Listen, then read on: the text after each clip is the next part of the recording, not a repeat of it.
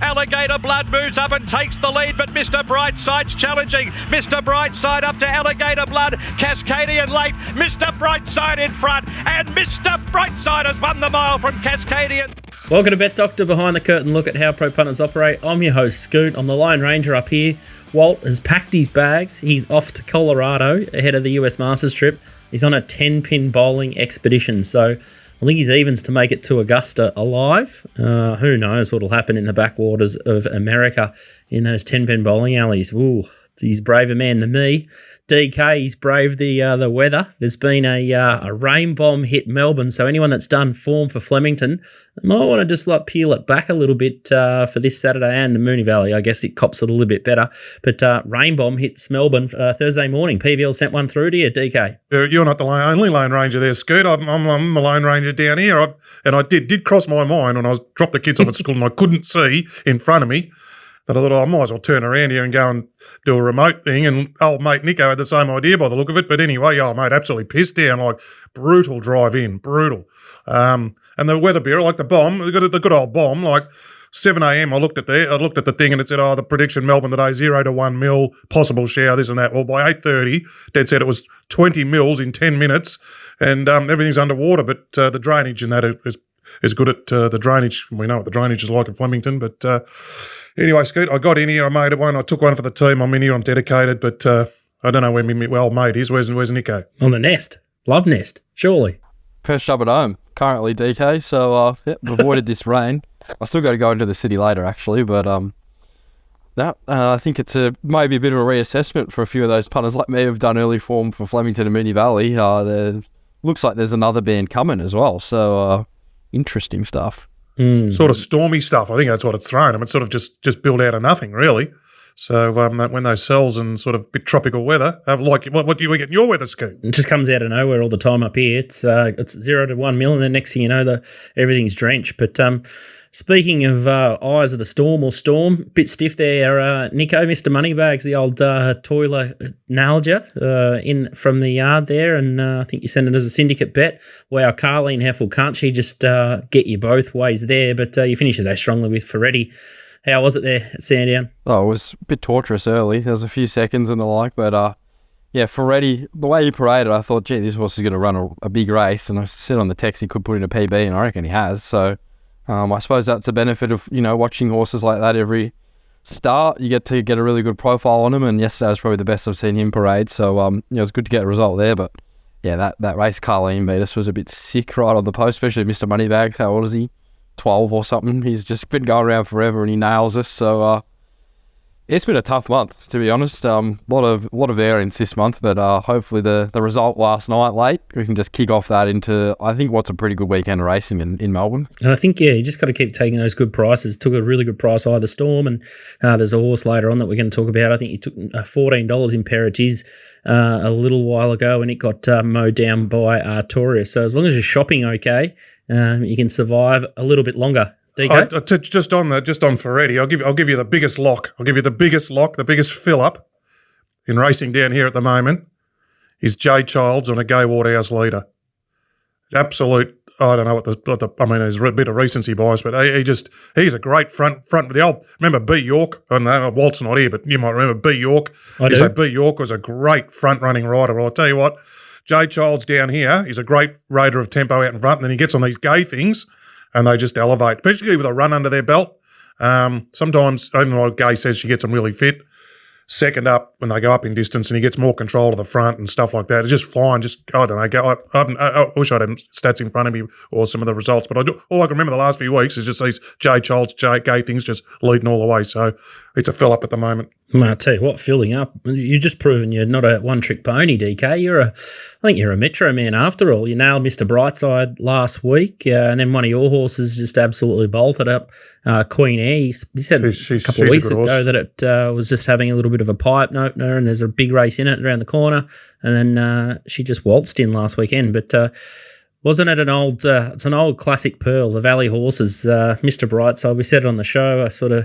I got a bit greyed up myself, but you saw it crystal clear, mate. Well done. Yeah, I see it. Well, just sort of, sometimes you just see races, and sometimes it just comes to you rather than digging deep and trying to find reasons and looking. So you sort of could have found a hole in the favourite there, And then especially when they put him up short odds, and then I'm Thunderstruck, the jury was a bit out, and you had the jockey minus, and all of a sudden you go looking for the other one. There's your horse. He's drawn well. He's got the good rider. Going to map behind in the right spots. In those fast paces, that sweet spot is that 2 to 3 lengths off the leaders getting with cover, and that's where he was. And he got a couple of great rides, and it all panned out really well. A couple of big, and look, we'll get to it later when we talk about the Australian Cup. But then you got to look like a horse like Cascading, who's just run super at Moonee Valley, but he's not. He's more a Flemington horse, so he comes to Flemington to his right track and everything on the weekend. So he's probably more suited. Whereas up against a horse like Mr. Brightside, he's a great Moonee Valley horse, suited at Moonee Valley, things like that. So horses for courses. Hold there, but no, it was great. It was a great race. I mean, I love a proper race. I mean, how good's a proper race? Tempo, and they're all had them having a max out. Yeah, it's just big money. It was just great race. Great. It's been whatever people say. It's been the Mukatu's race and all this. It's been a great race. It's been a great concept. So, good on Mr. Brightside and good on the Hayes boys. I mean, plenty been said about it, but they could have easily bombed out, and everyone was potting them, and soon the old man was carrying them, and Dabening was carrying them, and they've had to start again, and good on them. Interesting bit of an excuse from Thunderstruck. He pulled up with heat stress. They had 5 vets around him to make sure he got through or got home sort of safely. So I think he's definitely a forgive out of that race. And I think there's another couple of horses. I think Alligator Blood copped a bit of a bump, and as you say, it's just rough, rowdy, and I guess he had the saloon passes through, but was still strong enough to be in the right position to win. But yeah, I guess that's typical Moonee Valley. It gets tight, but with the heat, there's going to be some, I think, form reversals, not just out of Melbourne, but definitely out of Rosehill. There's some quiet rides. I think Japanese Emperor was a horse that Nico and I like, dead as a doornail. Bank Moore sort of was knocking on the door to win a race, and then Slipper Day. I didn't think Uncommon James did himself any harm there, and there was just a couple of small moments where jockeys could have zigged instead of zagged. So I wouldn't be surprised to see a fair few form reversals, and even Pericles. He sweated up and just probably threw the race away before he even went out, and that was a classic yard one there, and he just couldn't get past Lindemann. And the same with King's Gambit and those sort of horses. So it'd be interesting to see off those really hot days. You're going through the horses that got beat there, and there's a bunch of favourites in there. So last week, a lot of them looked hard to beat on paper, and then they come out and a horse like Pericles looked like he had every possible chance to get past Lindemann. So hopefully this week's a bit better. But I'm Thunderstruck with the heat stress. It sounded pretty bad from what I heard on track. So seems like the horse is okay now. I haven't really heard anything since. So that's probably a positive with him. But yeah, a bit of forgive. I thought the interesting thing with the All-Star Mile, I saw a lot of the camera crews there following The Inevitable.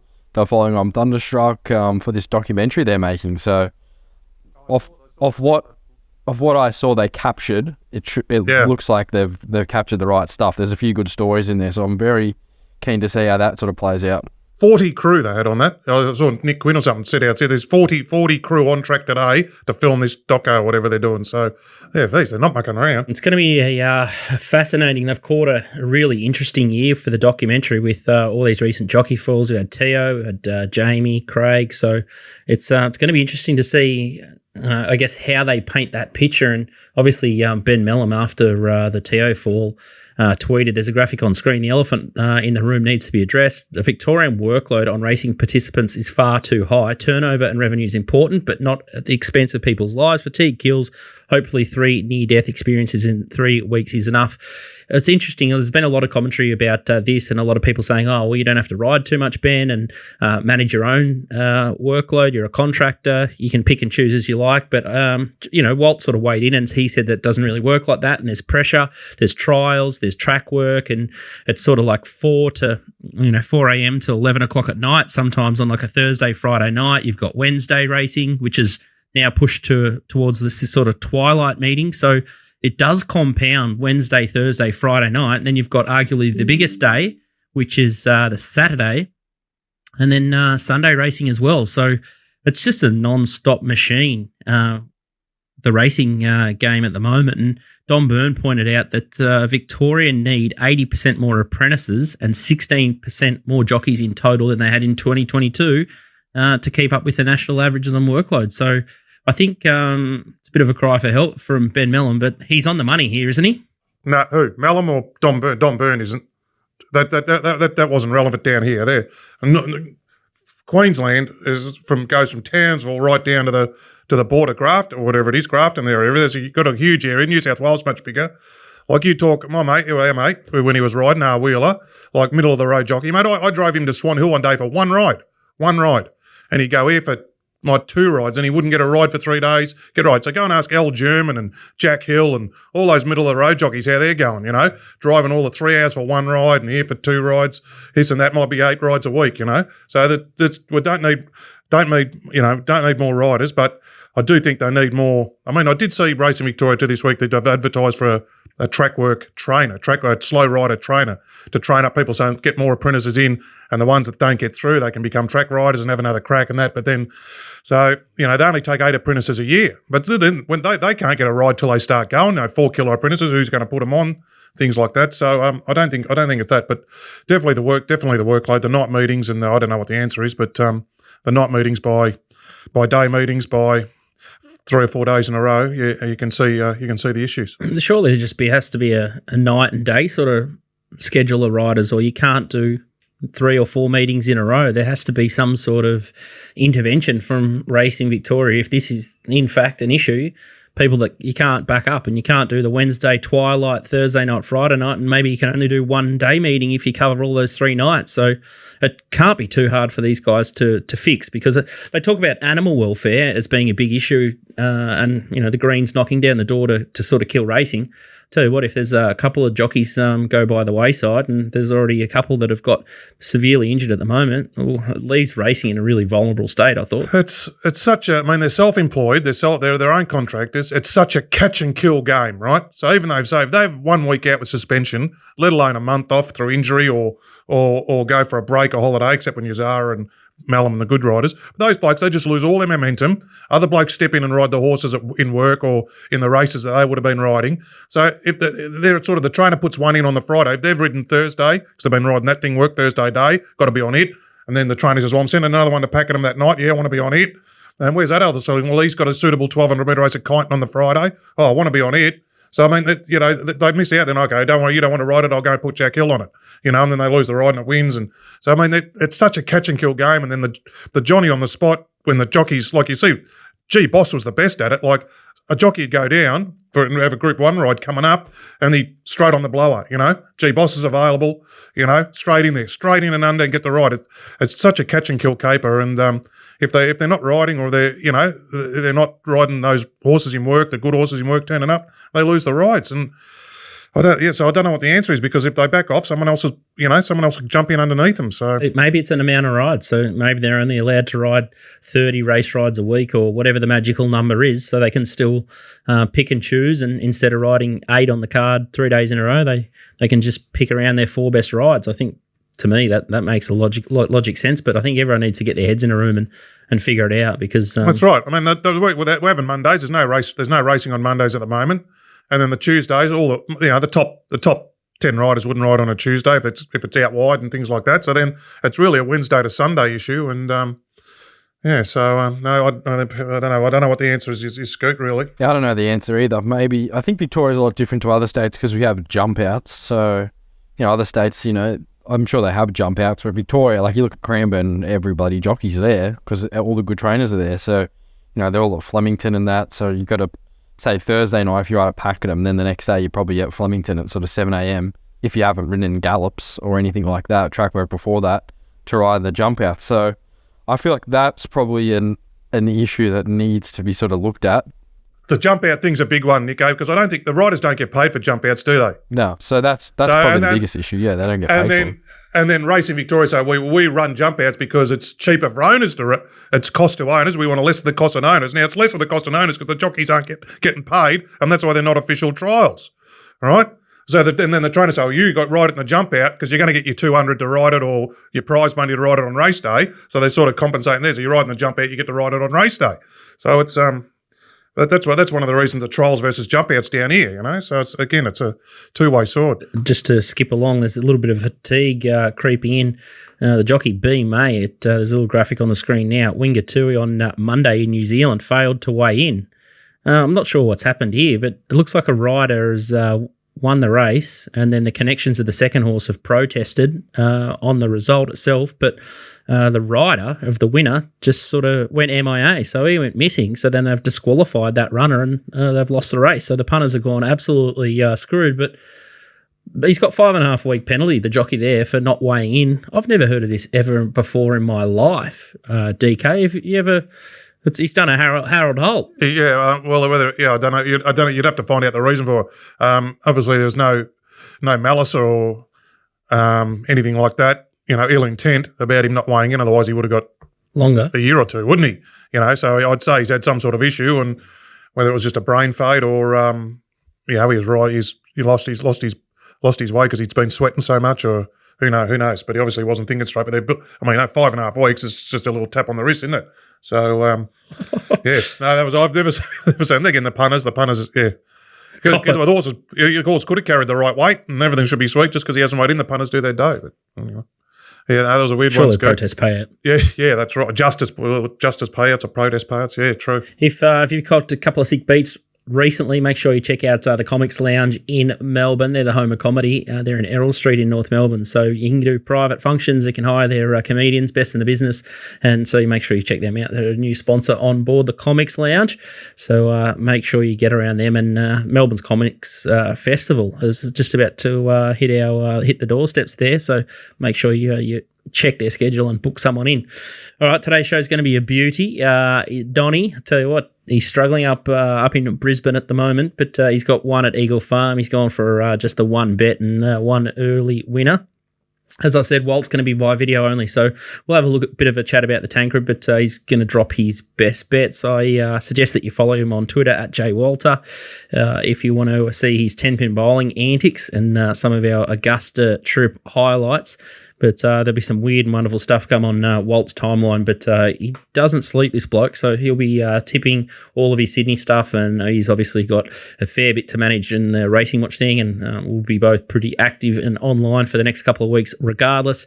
Nico, Moonee Valley Friday, it's Group 1 William Reid night, which is great stuff there. No surprise that you're going to lean towards that meeting.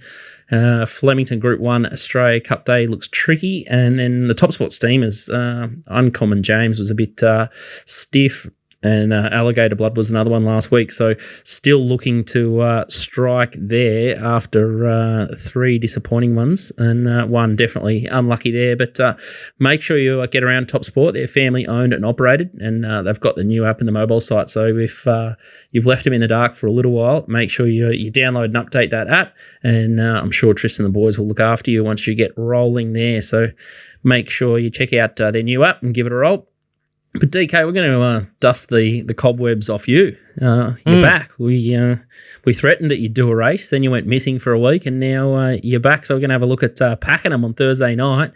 So yes. It'll be sick news if you're going to listen to the podcast on Friday. Wow, but, sorry about that. I did look for Geelong Friday, but there was just nothing there. So apology if this wins. Apologies for the people who are watching on Friday. But anyway, let's just worry about getting it home first. I think you found an absolute beauty here. Pakenham Race 5. It's the 1,400 metre maiden plate, just how you like them. El Solido, B. Shin, R. Lang, $2.60 in from $3.60. Miss Millhouse, $5. Cosmic Enigma, $7.50. Credible Analysis, $8.50. King Neptune, $9. Wheeled Sun, $9. Rocket Pie, $12. And we won't bother about the rest. Going to have a look at 2 replays. El Solido, the favourite, the one that you like here. It's been heavily backed already. This is Moonee Valley on... This is Moonee Valley, so this was first up this prep. He'd just been a speed horse as a 2-year-old, or had one start, trialled speed. First go here was Zara was on this. I don't know, that's an interesting ride. I just want to see him return because they'd ridden him quiet in the jump outs. He was a bit grubby out, got back to last year, was on pace dominated, and I love this last 100. He zoomed and looked at plenty left. I think he reeled off, might have been the best last furlong of the night. So then he went to Pakenham, and I had something on him at Pakenham. I thought he could beat Gringotts, and he didn't. Gringotts was a better one, but Gringotts is a good horse. He won yesterday. And then he turned up in the Future Stars final at Pakenham here, and from the outside barrier, he had to go back to last. He followed Bel Air, and this was a slowly run race on pace. Some good horses kicking on in front of him. He was virtually matched Bel Air's sectionals, and I just like the way he was working to the line. He ran. I think he might have run second or third, best last of the night, equal with Bel Air. Bel Air come out and won at Moonee Valley on Saturday. He gets the better draw here. B Shin gets his second ride on him from a better draw rather than a wide draw. So he can midfield. I think he's better. The day I sort of thought he could beat Gringotts, he sort of see Williams put him up there, and I think he's better probably midfield. So just midfield, and he can he can run home, but he can find the line, this horse, and I think it sets up really well for him. He's proven at the track and distance. That was a $300,000 race. He was a maiden against horses who'd won races there. So I think he's back as a really, really nice horse. I thought the danger was a thing. Archie Alexander's was Miss Millhouse. She debuted at the Bull, was heavily tried. Yenda was on, and she just got held up at a vital stage. But she got to the line really well. But she's 31 days between runs, which don't know, second start. Don't know if she took a week or something to get over that debut. Comes in a bit trickier draw. She's by Toronado, and El Salado's by Toronado, and they like, as they get up in trips, she's up to 1,400. But look, I thought El Salado. He was better odds when I sent that through. He's been backed in, but he probably settled up midfield, and there's a few with bit of form in this race, so I'd expect him. He might kick back out a little bit, especially he's going to settle midfield. But I thought he'd be hard to beat. Tell you what, if DK's tipping him on the show, he's not going to drift. He's just not going to be drifting whatsoever. It looks like an absolute cracker. As long as Robbie Lang hasn't trained the wheels off him, he looks an absolute moral. Nico, agree? He's been out of slow-paced races, so he hasn't really hurt himself, has he, Nico? You know this horse? Yeah, I know. Having done the Pakenham form recently, sort of one of those future stars maidens, and yeah, he's been a horse that looks like he's going to be breaking the maiden in no time soon. And I think that race he comes out is pretty strong, isn't it? Bel Air, one of it. I backed the horse of Mornington that deadheaded out of it back in the field, one of the mares. So there's been good form out of that race, and bumping into Gringotts. Gringotts was a big win yesterday, beating Helix, who ran second in that race. So it all sort of ties in, and it's probably some of the better form of Victoria at the moment, especially at that sort of midweek level. Away from the Saturday group class race, it probably is the best form. So, yep, can definitely see the love. I know Benny Asghari's all over it as well, so give it strength. Hopefully a nice way to build your bank for this Saturday. Let's have a look at Moonee Valley Race 3 Friday night before we get to Saturday. And Brave Mead's come up favourite, dominant winner last start, $2.15 at TopSport. We've got Coast Princess is $4.80. Anna Jazara is $8. Celestial Storm $10. Shawsey $11. Suzuko is $12, and then Shadow Fear $13. The replay we're going to have a look at here, Nico, is Brave Mead from the Mar Eustace. Tell us why you like this one. It was a gap job at Pakenham. Well, I think you only got to watch the replay, don't you? Just hitting the front here in the Australian bloodstock colours, and Jay Allen just asked him for an effort. He just explodes away from him. I think the forming behind him is going to be tested a little bit today or tomorrow at Geelong. One of these Moody's runners is running, so that'll be a bit of a guide, but gee, that was a huge win. They went out the win visually is impressive, but then you look at the data, they went out super quick. Leader's gone 8.5 lengths above to the 600. He's put in, a figure of about 8 lengths above relative to maiden grade. Usually when they do that, they can sort of fall off a bit late, and relative to the rest of the meeting, they can sort of run home pretty poor, but he's still run the 8th fastest last 400 and 8th fastest last 200 of the meeting, after going very fast early relative to maiden grade. So, I don't know. I think we just might have saw his true ability there in a fast run race. I think from barrier number 2, he can either lead if they want to. He's been right up on speed in some trials, and on debut he sat right on speed, or just camping behind something and be extremely hard to beat. There has been a bit of money for Coast Princess, who did beat him on debut. But I think seeing him in the yard that night, I thought he definitely would improve with that run, just mentally. And I think he did that at Pakenham. I probably wasn't expecting him to improve that much, but I thought he definitely would. Market support's been with him in both runs. I think Coast Princess may have just been the better horse on that night. I'm not sort of reading into that first up run too much. Mar Eustace, they get better deeper in the campaign, especially these 2-year-olds. So I thought third up here, he looks extremely well placed. There might be some small reductions because Mick D's on both the Hayes runners. They're sort of second and third pick, but I really couldn't find a danger. I think if he runs up to his last start effort, he'll absolutely bolt in. I don't know if he will, given his third up now. That could be like a career peak for him. But even if he's somewhere in the range of, 2 or 3 lengths of that, I still think he wins this race. And $2.15. I've just seen the top up Tristan's just gave me, $2.32. So that looks very appealing to my eyes. So I don't know if all the other punters can get that, but if you can, I'd definitely be taking it because he looks very, very hard to beat. I thought he was probably the best bet of the weekend, Brave Mead. DK probably knows a bit about this horse doing the maidens too. Yeah, saw him win. He couldn't be more impressive. Momentum, and that's when you really see him when they got to roll along and you see what's in the tank. You're sort of in behind him a bit on debut and learning, but just on data.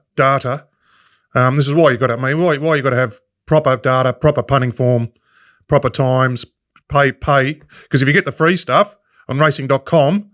I was looking at the replay again this morning on racing.com and I couldn't see it there. 4 lengths below par, that race. 4 lengths below par, with him slowing down to the 21st best last 200 rather than, it's a fast race. He's spaced him. He's not slowing down. So the punting form data is correct. And it's a fast race, the run time. So, you get you can't, if anyone put their faith in those par times and racing.com, I'm telling you now, don't. Don't. I don't know where they're getting them from, but it's just completely wrong. He's won by 5 lengths in a fast race. How can he go 4 lengths below standard? No, you've got to get punting form.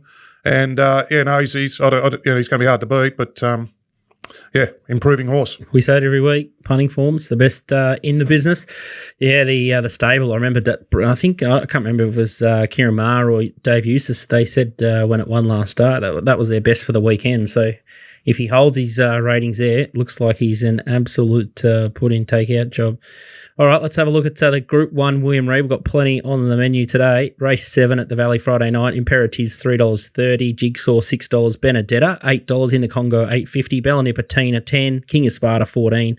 KCU $14. Babylon Berlin $14. Front Page $19. September Run $20. Then you got Masked Crusader $31. Chain of Lightning $31. And then Rockin' Horse $41, who goes not too bad at the Valley for an outsider. So that's the depth and the strength of this field here. Nico, the replay we're going to have a look at is Imperatives. This is the nightmare I was talking about before. You took $14 futures. It started very short, around the $3 mark, I think.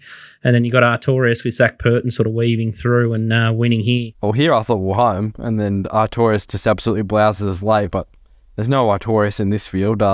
We get to this point in the race, that's 1,200 there, and she's beat them comfortably. The horses out of this race, Cascadian's run well in the All-Star Mile. Artorias was great in the rider. Converge was great in the rider. Like, the form out of it's proper form. I know this is 1,200 metres relative to those horses that stepped up in distance, but, she beat most of a proper field there, and she bumped into a very good sprinter on his day, Artorias. Like, his runs overseas in sort of Ascot and that were huge. So, I think she doesn't strike as strong a race here, and I really like the map for her. Barrier number 7.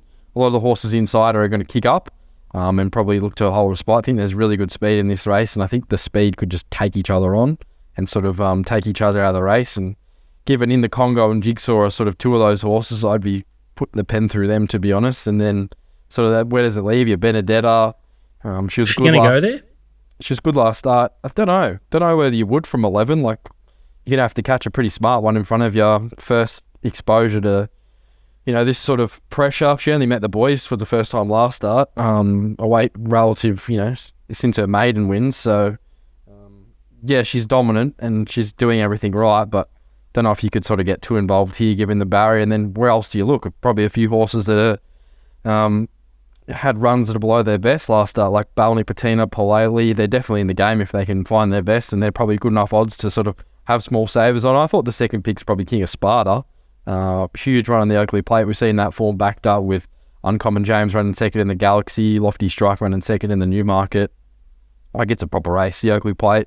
And I think he's just come back better this preparation. I thought he was probably the horse I'd mark much shorter than sort of $18 that was being shopped last night. But yeah, I think the way this race maps out, I sort of did the race thinking I might try to get her beat in Imperatrice, but the more I looked at it, I thought, geez, she's just going to get every favour here, and it's just, I think she's got the on-speed brigade covered. I think they'll carve each other up too much. It's just whether a back marker can get into the race, which generally on this night at Moonee Valley you can't. It's usually a night that's just mad on speed, and you got to be right up there, which I think she'll probably just be camping in behind the speed, probably 2 to 4 lengths, maybe 5 lengths off the leader, and there's a few of them that are queries of the distance or don't seem like they're going too well. So you obviously want to see how the track's playing, just to factor in how much you can factor in a few of these back markers, but if it's playing, forward half of the field, she looks extremely hard to beat as well. Yeah, this is an interesting race, and probably the only worry is Opie Blossom around the Moonee Valley circuit. You'd rather J-Mac like last start, but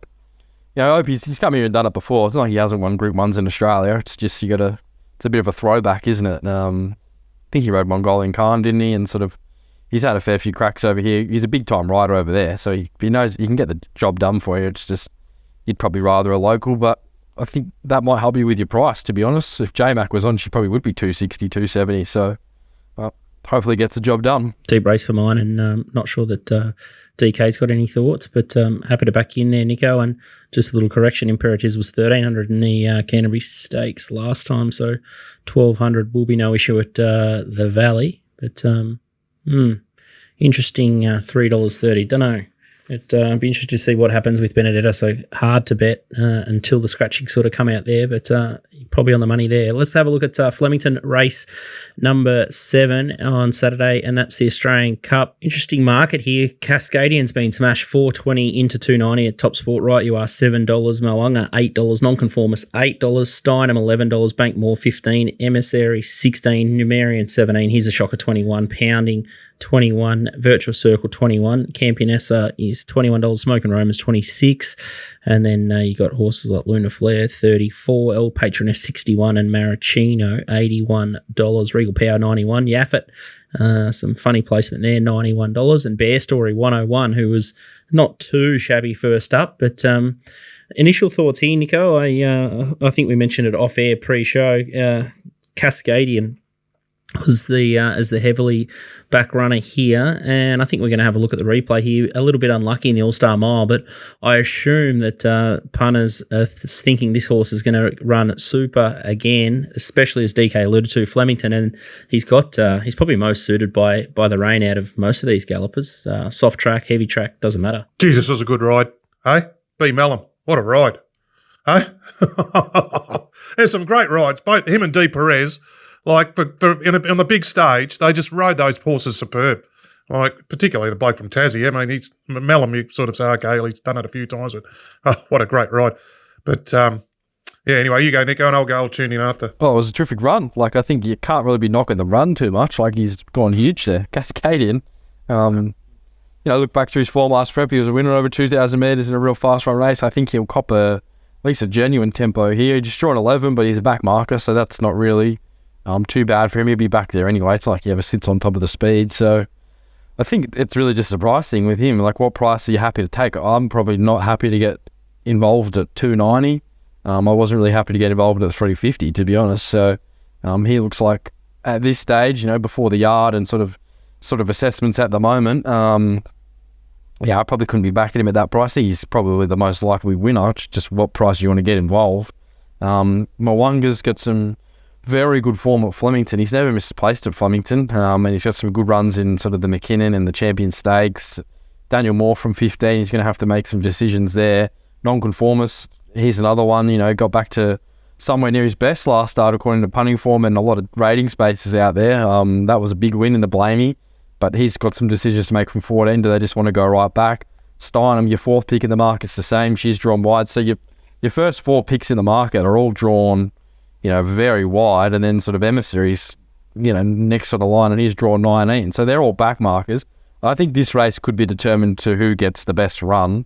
Those horses for mine are probably Smoking Romans, He's a Shocker, Numerain, and potentially Virtuous Circle, who could be those horses that get the good runs. I think it's a real raffle this year, the Australian Cup. I wouldn't be surprised if, you got a winner at like 30s like Smoking Romans, or even Pounding if you could get into the finish. I think it's a great race. There's plenty of angles. I couldn't really knock anyone for sort of finding, Emissary or Pounding, or He's a Shocker here. I think the one, maybe He's a Shocker, if he can run up to his Champions Stakes run where he runs second or third on protest. But, I think he gets a very similar run here. He was probably a horse in the Blamey that was just too far back. Like, he still ran the 4 fastest last 200 of the race. I feel like at his best, he's being a little bit underrated here. Ollie probably puts him in the spot from 3. I thought if you're playing exotics, him and Smoking Romans have to go in because I think they just get the best runs, but incredibly deep race. Great race. But yeah, very deep. I wanted to sort of half find him, Aaron, because I think he'll go forward and be in the race for a long time. I sort of like that they've kept him fresh here. Looks clear target. But then I sort of jogged back to the Hill Stakes where it was rain affected, and Cascadian went past him that day like he was stuck to the fence. It's a real interesting one with the 3-year-olds too. If Bankmore and Virtuous Circle go forward, I think they can run a solid placing, but I just don't know if they're going to take that next step to this sort of level. But he looks like a horse to my eye, Virtuous Circle, that would completely eat up Flemington 2,000 metres. He was great late in the Guineas. What did you think of that runner, DK? Yeah, no, he's a nice horse on the up. And he's obviously they've held him over for this and knew they'd get a run and set for it. And he's that 3-year-old on the up, but he's got to step up. And Cascadian's proven class horse. And I just think the first tick's the backup off the fast race. I mean, that's an old form pill. The backup off a fast race, and then he's a proven backup horse. Last time he backed up into a 2000 at Flemington, he ran second at Zaki in the McKinnon. So, I mean, if he runs up to that, he'll win this. So this is nowhere near that class of race that was with Zaki. So if all things being even, he should handle them. But they're, like I said, Scoot said, there's a chance when all those things in the market are sort of drawn to be sort of off midfield. There is a chance for the stuff to happen. Up the front, someone to pinch it. But I think you either get great up over it and say put 10 in the quaddie, or you keep it simple and it's Cascadian. Yeah, good way to plan it out. Nico, your mounting yard will be up and about for Flemington on Saturday. Are you going to do Moonee Valley as well on Friday? Potentially. Maybe quaddie legs or something like that. There's some talks in a few of my group chats of potentially a few of the boys maybe heading out, so we might see, but not sort of committing to anything. Definitely there for Flemington Saturday, though.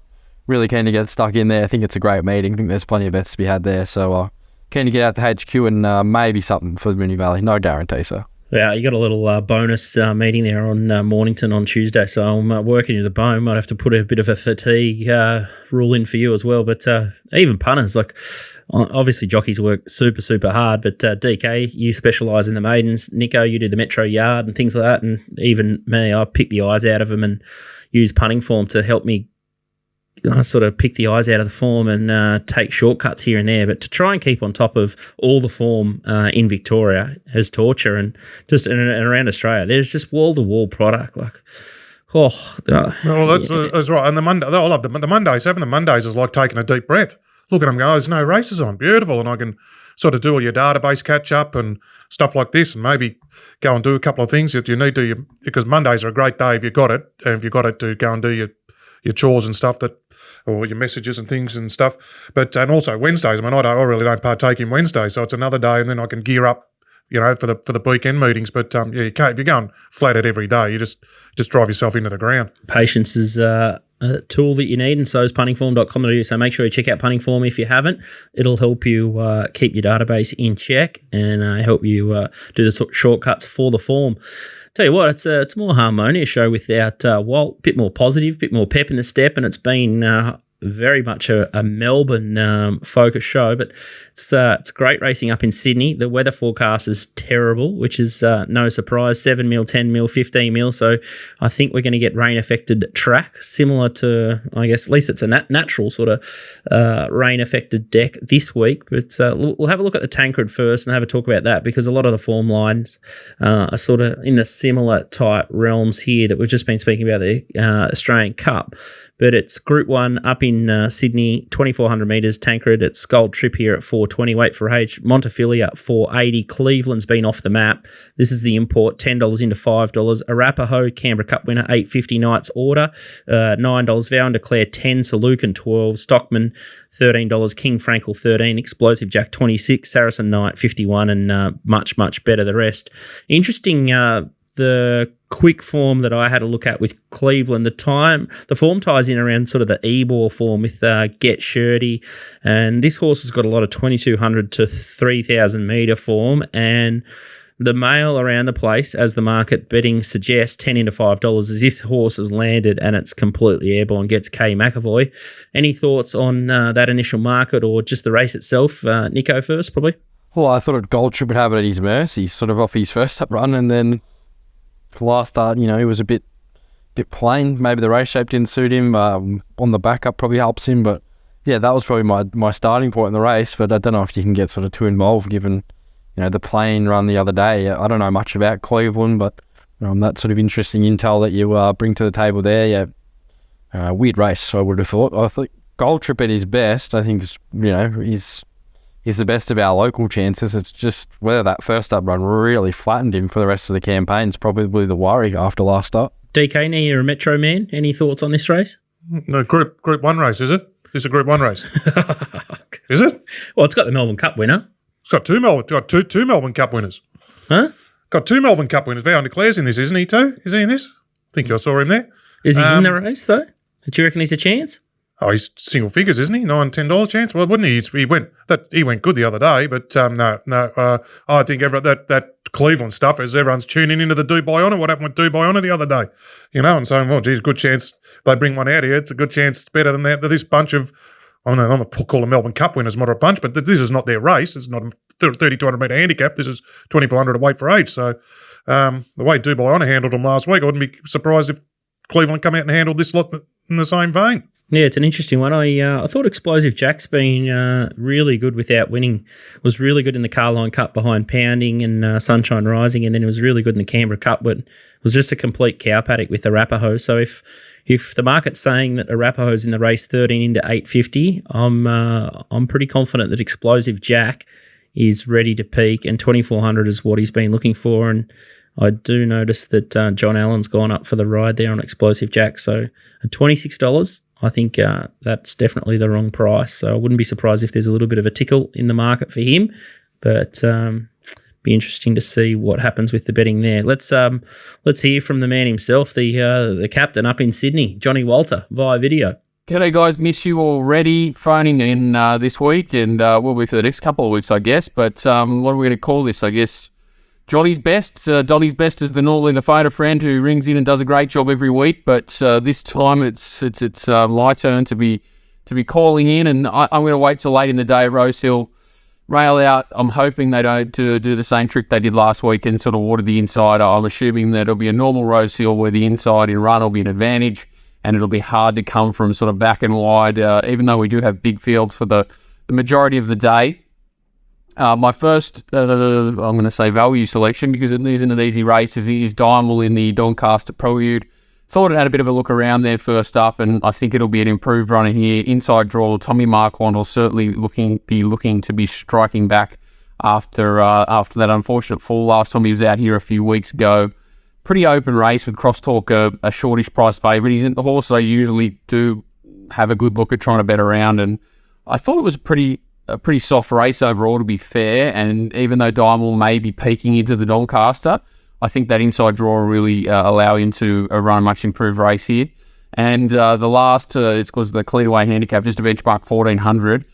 I'm just going to continue to stay with his Mautai now that he's run that distance out. I think that he's shown that he's a different horse this time in. He's much more relaxed. Draws perfectly to just land on the speed here. Ryan Maloney riding really well, and I expect Mautai to run really well. I'm actually surprised it's sort of $5, $5.50 range. Early in betting, I think Tamerlane's very short. Obviously, Zach Lloyd can't put a foot wrong at the moment, but I think $3.30 odd around him is very short. The huge query runner in the race is the Snowden horse, Substantial. We saw them produce an international horse today at the Kensington track that ran really well fresh, and this horse has trialled up extremely well. So if you're playing in the race, maybe a saver on Substantial at around the $5.50, $6 mark, but I do think Mautai's the play at $5.50. So Diamond in the Doncaster Prelude is a bit more of a speculator, but a bit more confident in the last with Mautai and probably just for Saturday's sake, staving on Substantial. Good luck, guys. Hope you all have a great Saturday. Cheers. Tell you what, he's a lot less bullish when he's just one out in the dungeon by himself compared to the lip that he sort of gives us on the show in here. But I thought a couple of runners prior to the barrier draw was interesting at odds here. Nico was new mandate, first up for Waller. Second prep now in Australia. It's 40-1, but it's drawn barrier 20, which may rule him out depending on what the weather does. I thought Wellwall probably was entitled to run past a few more, but looks like he's getting sort of near his peak. So he's another import on his second prep. K McAvoy, barrier 12. And then a horse like Waterford, he obviously looks like he's about to peak as well, but he's drawn barrier 18 and he's a bit short in the market there at $7. But Banderstatches at $8.50, probably really unlucky. Skyman goes okay fresh, but Walt's best there in a pretty tricky race as Diamill, 10 out to 11 this morning with Tommy Marquand for John O'Shea. Real deep race, this one, Nico. Any thoughts? No, I was with Walt. I kind of had a bit of a liking for Diamill, to be honest. I thought you could definitely make some excuses last start, and I think he looks like he's here to play. So, Tommy on. Hopefully he's positive from the draw and just gets a nice soft run in sort of midfield or something like that. He's not a horse that can really put himself in the race too much from what I've seen, but we'll see where the race New South Wales maps just slot him in, and hopefully Tommy rides to that. If it's nice and positive, I thought $11 in an open race, like he's probably a horse that looks like he's been completely set for it. So, yeah, him and Waterford were the two I sort of looked at and thought, you look like you've been completely set up, but he doesn't get any favours from the draw. Waterford out in 18, especially if Walt's correct and sort of suggesting the track might be a bit different to last week and back towards the fence. So that's probably not going to be the spot to be. Barrier 18. Interesting in the last, I think Walt might be sort of trolling us there with Zach Lloyd not put a foot wrong. He knocked out one of our horses a couple of weeks ago, but tell you what, he's a rider on fire. I think he got a double or treble there yesterday. Mautai is an interesting one. I think blinkers go on and then they take him off just before the race. So it's an interesting gear change. And the horse has got a lot of head noise, but he's got a lot of ability when he's right and substantial. Snowden first up. Not sure the Snowden yard, and I think everyone's talking about it at the moment. They're not known to fire first up, but interesting that Walt's got him marked as the danger horse. But God, he's if you're fishing outside those first couple in the market, it's a bit of a nightmare race afterwards for that. But definitely a weather watch up in Sydney. With lots of rain around, and I'd be treading carefully too. Any betting into Flemington or Moonee Valley or Rosehill, make sure you get a pretty firm handle on what the weather conditions are, because those minor differences, massive difference between good fours, soft fives, and sixes and stuff like that, especially where the patterns sort of play out. So use the market intelligence and the weather forecast to your advantage, and probably save your pennies until Saturday, and just let the weather unfold and let the bias maybe in races 1 and 2 unfold prior. Racingwatch.com.au. I know Johnny's going to be Johnny on the spot over in America, so he'll be doing the form, and he doesn't dabble in much of the booze, so he'll be swinging from the fences and doing lots of the form from the States. So if you want more analysis on Sydney and New South Wales racing, make sure you check out racingwatch.com.au, Telegram or Discord. Definitely worth a look. Let's have a look at Donny's best, Eagle Farm. Gentlemen, Donny's back with the best bets of this weekend's racing. Looks a tough one around the cards. Rosehill looks tough. Flemington looks tricky. Hope DK's got another $2 win that he might have tipped last week. He was on the show. Looking forward to that and listening in very carefully for him. My best bet comes up in the first at Eagle Farm, so we'll get the money nice and early. It's pretty short, $2.35 with TopSport. Number 3, Bobby Shiraz. It's had 2 trials of Bjorn Baker, winning its last trial and showing great improvement from its first outing. It beat a horse called Libertad that absolutely bolted into Kenzo yesterday. If it should lead or box seat from barrier 1. The Queenslanders, the 2-year-olds up here at the moment, are very, very slow. The only danger is Felix a Scat. It had all favours last start. Today it's drawn 8 out of 8, so we'll have to go back and circle them. I don't think he'll win. I'm very keen on Bobby Shiraz at $2.35. So the best bet, race 1, number 3, Bobby Shiraz at Eagle Farm. Good luck, gents. So you having a little bit of a dig at you there? I was just so weird. I copped the hook, and then I gave him a little dig last week, didn't I? Huh? So he was. I gave him a little dig last week, didn't I? When he tipped a $10 chance. Now he's back to what price is the thing today? $2.35. That's in the wheelhouse, Donny. We'll tune into that one. But what price is Mr. Brightside again, Scoot? I forgot. What did SP? It was $7 or $6.50. I can't remember. Anyway, Donny will know. Yeah, he's picked a bad week to go after you, really. Yeah, I know. That's right. Fair enough if this thing gets beat tonight or something, but not on the back of a $7 winner. Come on, Donny. Hold it off for a week. TopSport Steamers, again, they're having a couple of... they're not having a good run. It is tricky at the moment, but I thought Uncommon James was a really good run without much luck last weekend. And then Maramia, Joe Pride. Wow, he can train. We keep saying it. Feels like every week we say how good he is. Flemington race 3, number 2 is Sparkle for the Top Sports team here, $500 at $8 against Summerville, Kettle Hill. Yeah, that's going to be a race, isn't it? Whoa. Hey? Summerville and Jay Childs, and that was what my gay Jay Childs and Summerville up the front, and Sparkle. It's got to get rolling. That's the best way to ride it. That's going to be a proper race, that. Yeah, I think Sparkle goes to Celine, I think, first memory, so that's a big jockey change. I'm pretty sure that's true. I'll have a look through, but Summerville in the race, and then our old mate Kettle Hill, who just didn't want to win last start, so... Yes, that is a good race. What did you put down the results sheet scoop there for Kettle Hill? Cambridgeshire, I'm pretty sure. That was what was after last start. So, yeah, right. That's a key thing in Melbourne, like this week. Like, you look at that race, it doesn't look like a normal sort of Melbourne Saturday race, just with all the injuries and the falls. And Sydney, like the rakes are running a bit thin. Like, everyone gets their opportunity. I think it's a good thing, but I don't think it makes it that much easier to bet into, because you got jockeys that you probably don't have a good profile on as usual, and jockeys that don't have good profiles on the horses they're riding either. So I think we saw a bit of that last week. A few races where they potentially overdid it or underdid it out front, and a few of them were just in the wrong spot or just not the greatest ride. So I think that's something you definitely got to weigh up on Saturday. Ben Mullen probably looks like the real go-to for the entire card, because everyone else is sort of jet set it off to Sydney, except B Shin, really. 100%. Maybe RV should make a bit of a play for Moreira. Get the Magic Man down in Victoria. Just shot across the bow. PVL, North Korea. Pass. Well, come on, DK. He's a good jockey. Yeah, he's a good jockey. We got plenty. We got a sack of good jockeys down here. So D Lane, Frosty. He's not there in Sydney. He's gone to Dubai. So Frosty. Jet setting rider he is. Flemington race 7, number 4, nonconformist, $500 at $8.50. Can definitely see the love here. He spanked them in the Blamey, and I think even Beggy's Lunar Flare could be a little bit of a smoky in that one. Another one, race 9, number 3, Bananeb, $300 at $18 in the last race in the Get Outs at Eagle Farm. So.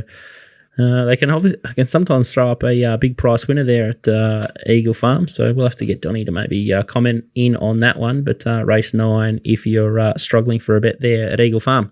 All right, I think that's a wrap. Hopefully we've found you guys a couple of winners. I'm sure DK will get us off in fine style at Pakenham. Donnie's got a nice little moral at Eagle Farm.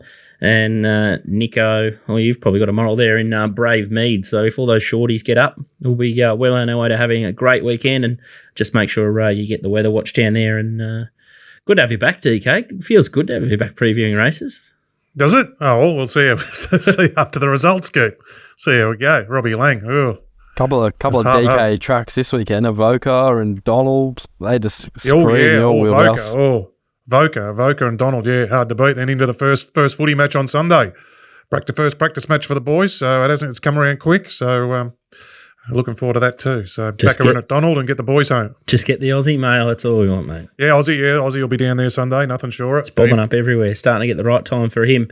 All right, hope you've enjoyed the show. Next week, I think Nico's going to steer with DK, and then Walt and I will be over at Augusta. So we'll be trying to throw grenades from the States. Thanks for watching, and good luck on the weekend.